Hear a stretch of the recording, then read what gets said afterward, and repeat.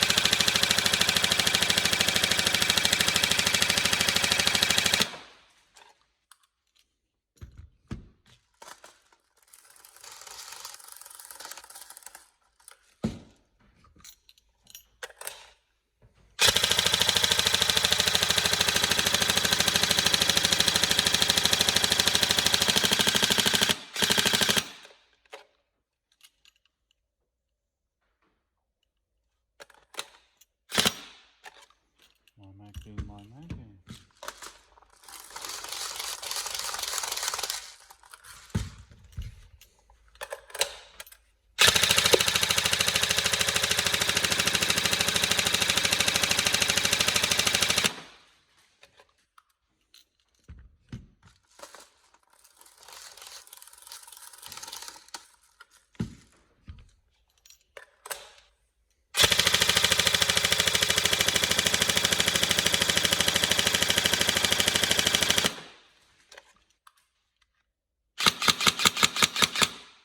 There we go, all tested.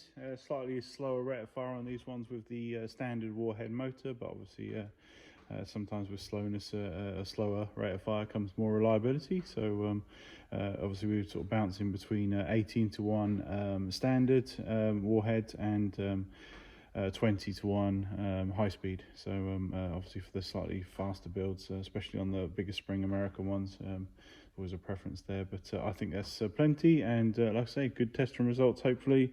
Hopefully it's everything you're looking for in a build, and we can get this posted out to you. But feel free to go over the description and just confirm that you're happy with everything. Thank you.